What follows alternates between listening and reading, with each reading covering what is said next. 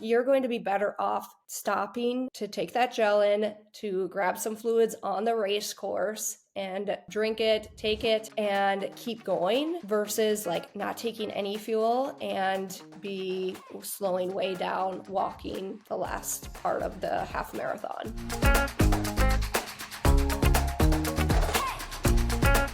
Hello and welcome to the Eat More Carbs podcast. My name is Jenna Fisher and I'm here with my co-host Reilly Beatty. Our guest today is Kristy Baumann, a Minnesota-based registered dietitian who specializes in nutrition for runners. As a competitive runner herself, she's completed multiple marathons and half marathons and loves to couple her own personal experience as a runner with her nutrition background. Her goal is to help runners fuel not only during their race, but also fuel on a day-to-day basis. As a mother of two, she can be found spending time with her family or prepping for her next race. We are thrilled to welcome her to the Eat More Carbs podcast.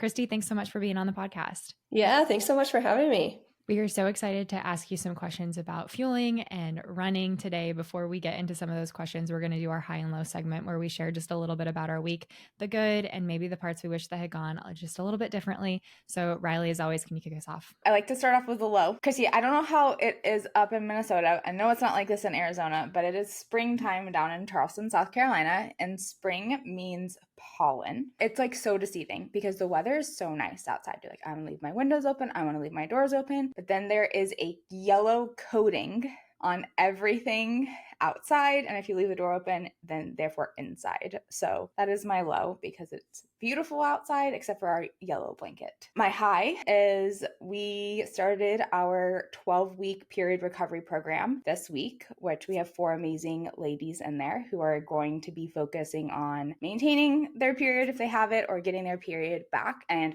I think as dietitians, especially working in this space, we are all really, really passionate about that. So really excited to get that program started. How long does the pollen usually last there? This is what happens. The pollen comes and then you get rid of pollen, but then the heat comes. Oof. Right, so you can't really enjoy the weather when it's nice out. Kristy, what about you, high and low? Also at the low as well. So this last week, we've been navigating the kids being sick.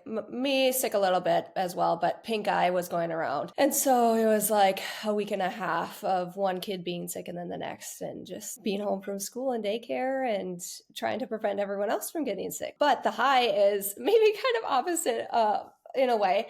The Minnesota winters have this winter, we've gotten like no snow. I don't love the snow. And it's felt like spring for like on and off since February. And we had like a 60-degree weather day here earlier this week, which was awesome. I'm loving the warm weather. We don't have the pollen yet, so that will be coming. Well, hopefully it'll continue with lovely spring weather and you'll get a delay for that pollen and it won't hit you too soon so y'all can enjoy some time outside.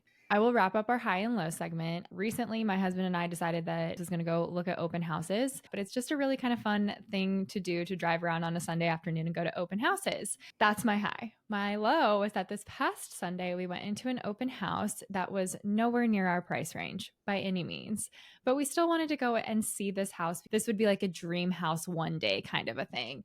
And we walked in and the realtor that was there looks at us and he's like, so are you looking or are you like really looking? I had never been into an open house where the person was like, right away, I just want to know, like, should I put effort into this interaction or should I not? I was just a little taken aback by that because most of the time you walk in and it doesn't matter the price point of the house. The people in there are so welcoming and friendly and they're like, we'd love to work with you. We'd love for this to be your house. And you kind of pretend for a second and just envision yourself living in this beautiful mansion. But that was not the case this past Sunday. I can't believe that.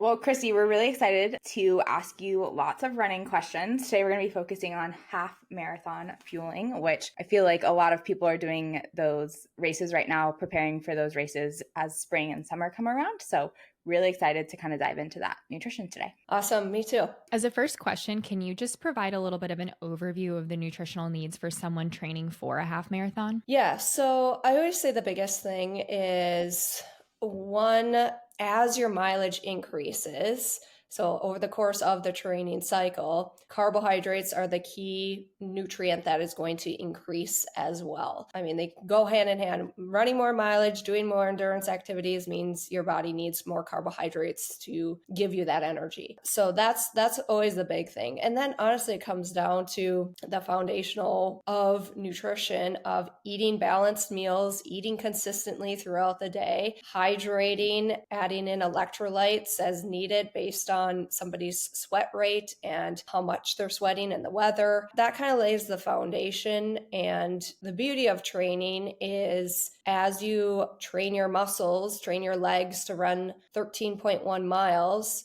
you can also train your stomach to be able to digest food on a run as well. And that's the key and a huge part of the training cycle. And sometimes I know it can be easy to forget that we need to practice our fueling in preparation for race day as well. I'm so happy that you brought that up because so many runners struggle with their fueling during a race. So for those individuals who do struggle with fueling during their race, do you have any tips or recommendations for them? Yeah, I'll use myself as a personal example. I remember running in college. We ran 15 miles without any fluid, without any gels, without anything to eat. It was almost like a badge of honor of like, look at me, I can run 15 miles without any fuel and without drinking anything during this run. Yes, it might be possible that you can do this, but you have to remember like the risks that go along. You're putting in all this effort for training. Give your body the fuel that it needs so you can feel good during the run and actually get the most out of training. Fueling helps reduce injuries and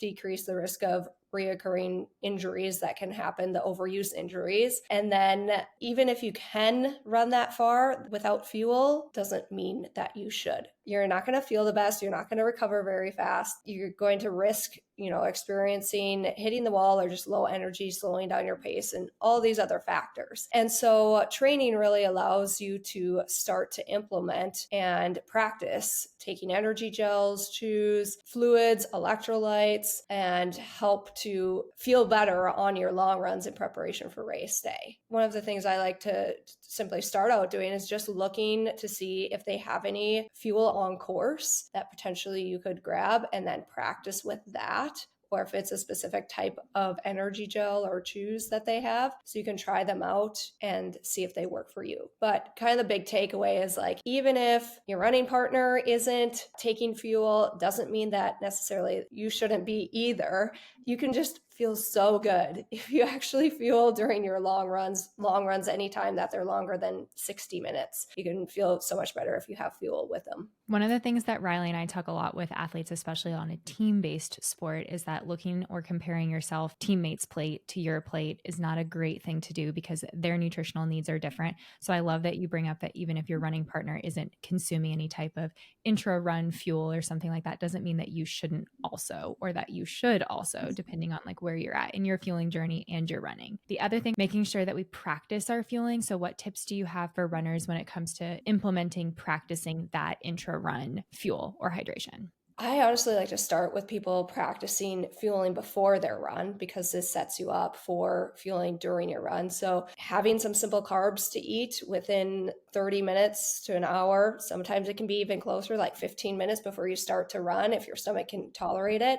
Simple things like graham crackers, a Pop-Tart, some stroopwafel, a banana, like that helps you to start training your stomach to be able to digest this food while you're running. And then once the runs start to become longer than 60 or 70 minutes, I would start taking, it can be a gel, it can be chews, but it can also be like an applesauce pouch or fruit snacks or jelly beans. These simple carbohydrates start to take, for example, a couple jelly beans at the 30, 40-minute mark, and then you're going to have that extra boost of energy the last part of an hour run to help you finish the rest of the run. I like the jelly beans. I forgot about jelly beans. I like that recommendation. That's awesome. What would you say to athletes, because we get this all the time, who say, no matter what I eat, my stomach is going to hurt on my run? So remember that your stomach is a muscle, and just like you train your legs to be able to run a further distance or a faster pace, you can train your stomach to digest food as well. Sometimes it's like the fact that you're thinking that this food or I can't tolerate anything can be the exact reason why you can't tolerate anything, because our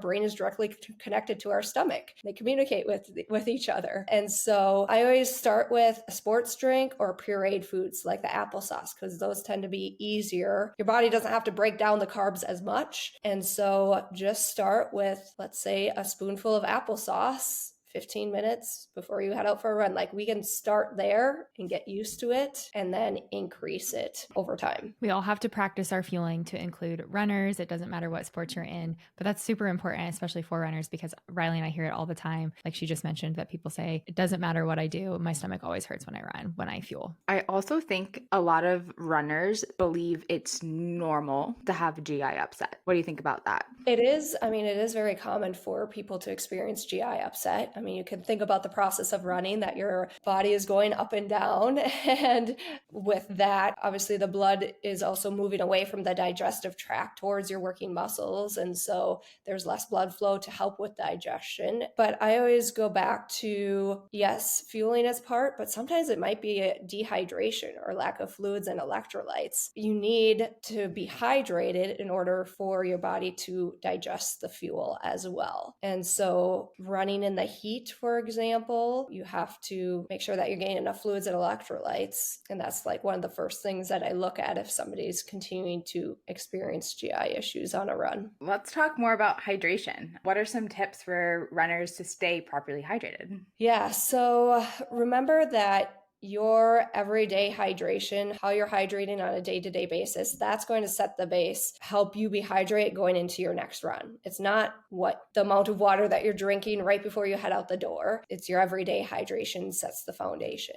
As far as recommendations, starting with drinking water, adding in those electrolytes. If you're a heavy or salty sweater and you're going to be running longer, for sure longer than an hour, but even in the heat, running longer than 30, 45 minutes, start to add in those electrolytes that have sodium and potassium, and that actually helps your body absorb the fluids, absorb the water, so it helps you stay hydrated. We've kind of touched on this a little bit as far as common mistakes that runners make with maybe not fueling before training or maybe not hydrating leading up to training, but what are some other common mistakes that you see runners make, and how do you help them overcome those things to be successful with their performance in running? Yeah, so sometimes I often hear runners experience a headache or nausea. Again, that often goes back to the fueling aspect of it. So they're just, oftentimes it's sometimes the logistics of I don't want to carry the water bottle. I don't want to, have a hydration vest on me. And so then you just kind of run and suffer through it, to be honest. And so it's changing the mindset of, instead of thinking, what's the minimum amount of fuel I need to get by? Instead of thinking that way, think about, okay, how can I best fuel my body in order to get the most out of this workout, out of this training? Think about those ways. Sometimes you just have to be creative of I'm going to plan to run, do a couple loops and come back to my car to drink some fluids, to take my fuel. I'm going to choose a route where I can stop along the way that has water stops. I'm going to wear shorts that have bigger side pockets that I can stick my gels or chews in. So sometimes we almost get in our own way of fueling in that regards too. I love that you bring up planning your route ahead of time to include water stops. When I was in college and I was preparing for the first time I tried to run a half marathon, I would plan to always run by the same 7-Eleven because I got to know the people in there and they were totally fine with me walking in super sweaty, grabbing some water, just walking out and then starting to run again. So you can find things like that that work to your advantage and that make it easier for you to get in some type of fuel or some type of hydration during your run. Yes, that's awesome. You mentioned that fueling during the training block for a race is really, really important. And we know that it depends. We always talk about that on this podcast. But what are maybe your top 3 tips for a runner who is you know what, this training block, I really want to start focusing on my nutrition? Where would you recommend that they start? Or do you have any tips for them? I guess top 3 tips. Start with just be intentional about eating consistently throughout the day. I'm sure you talk a lot about this with your athletes, of just the importance of not going long periods of time without eating. Once we start going 5-6 hours, like that tends to backfire and you're starving later on, and it's not helpful. And so just being consistent with eating throughout the day, first and foremost. Another thing is starting to practice how you plan to fuel on race day. So for a half marathon, the goal is to get in 30 to 60 grams of carbs per hour. And so that is you have to take over a gel in an hour. So thinking about, okay, trying out different types of gels or chews or types of carb foods, jelly beans, and see what you like, starting with that. And then it's just being intentional about, okay, I'm going to actually practice this on my runs, on my long runs each week, and making that a priority, along with bringing the fluids and electrolytes along too. Sometimes taking a gel mid-race can be a little bit challenging. So do you have any tips for like the easiest and the best way to do that? Yeah, for taking a gel mid-race, so this would be a perfect example of like practice how you plan to take it during your long runs. Like, do you plan to stop, walk, open the package up? Obviously it can be hard to do all of that while running. If you're practicing that way, plan to do it that way on race day. If you want to try and keep running, maybe you slow your pace down, practice doing that on your long runs where you know where to grab it from, how the package opens, because some gels, the packages don't open as easily. And obviously, like if you're sweating too on top of that, it can be slippery. And then, practice actually like breathing and taking the gel at the same time, which sounds so funny. But otherwise, you're going to be better off stopping to take that gel in, to grab some fluids on the race course and drink it, take it, and keep going, versus like not taking any fuel and be slowing way down walking the last part of the half marathon. I think there's a common misconception sometimes with runners where they think that if they slow down to take advantage of a hydration station or a fueling station in the middle of a race, it's going to drastically impact their time. And in reality, I think that we can still make a goal or time goal or something like that while still taking advantage of those. But do you have any information, tips on utilizing the fueling and the hydration stations like actually in a race? So some races are bigger and smaller, some have more hydration stations. So being aware of how often they are on the race course. Are they every 2 miles or are they every 5K, so over 3 miles? That's going to impact, how much fluids that you should, maybe you need at least 2 cups of fluids at the aid station. And then at the actual station itself, also, if you're carrying a handheld water bottle, you can probably ask a volunteer they typically have like pitchers or something, and ask them to refill your water bottle on the race course. So then you can keep going without having to stop at every aid station too. And then I always like to remind people, if you're walking, grabbing a cup or jogging through the aid station, look the volunteer in the eye, let them know like, hey, I'm going to come grab your water cup, so they can anticipate that you're going to grab it from them. And that always makes the handoff a little bit easier too. I think one of the most valuable things that you've said is you should look up the aid station and you should look up what fuel options or electrolyte options are going to be available on your race. And then you should practice with them. Yep. Because so then like, okay, what is on the race course and does that work for me? And I know sometimes people are like, oh, the gel, that's what caused my GI issues. Not necessarily. It's easy to blame the food or the gel source, but it's probably something else that you didn't train your stomach or you're dehydrated that's not working too. Kristy, we have a couple ending questions that we like to ask all of our guests. The first one is, what is your favorite carbohydrate? Ooh, I was actually talking to my husband about the other day of like the one food that I feel like I could eat for the rest of my life. It'd probably be pizza. Do you have a favorite type of pizza, or is it just like pizza? Not necessarily. I think it's just like I don't always like to eat the same thing. So the variety, the options, the topping options are always there. We can make where there's a lot of options available. Are you a pineapple on your pizza person? I was going to tell you that my favorite might be ham and pineapple. But then I was like, I'm going to open a can of worms and get me messages of how dare you. Just kidding. I am not a pineapple on my pizza person, but I respect that. Jenna, what about you? Are you a pineapple on your pizza person? No, I am not. I am not a pineapple on pizza person. But if it's a fruit pizza, then yes. So there's a time and a place for everything. Everybody likes different things on their pizza. Kristy, what's your favorite we usually ask for pre-workout, but for you, what's your favorite pre-run fuel? Pre-run, I'd have to say graham crackers. They're just easy, simple, taste good. Graham crackers is my go-to. What about your favorite post-run fuel? Post-run, chocolate milk.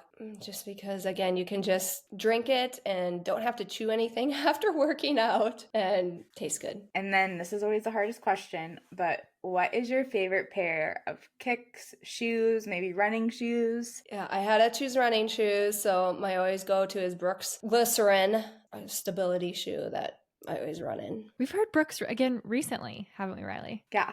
Brooks is making a strong push for the favorite shoe. Yeah. I have an additional question about favorites. What is your favorite gel that you've ever taken, like brand, flavor? Yeah, probably my favorite is the Huma gel, Huma Plus gel.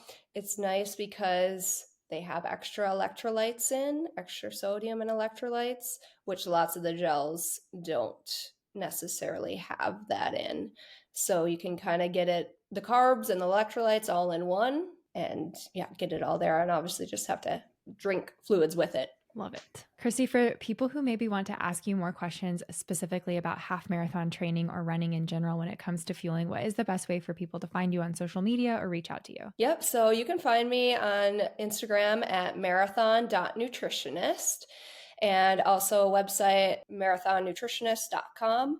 Feel free to reach out, send me a DM. Let me know if you're training for upcoming half or other race and be happy to connect. We will leave all of Kristy's information in the podcast show notes. That way you can easily find her on social media. Thank you so much, Kristy, for being on this podcast. It's been fantastic to talk with you a little bit about fueling for a half marathon. For those of you who are listening, if you have questions for Reilly and I, you can always leave them below, or you can find us on Instagram. We're at the Eat More Carbs podcast. You can find Reilly on Instagram at reilly.beatty.nutrition, and you can find me at jenna.fisher.nutrition. Thank you again for listening. Please make sure you rate, subscribe, and review. And as always, remember to eat more carbs.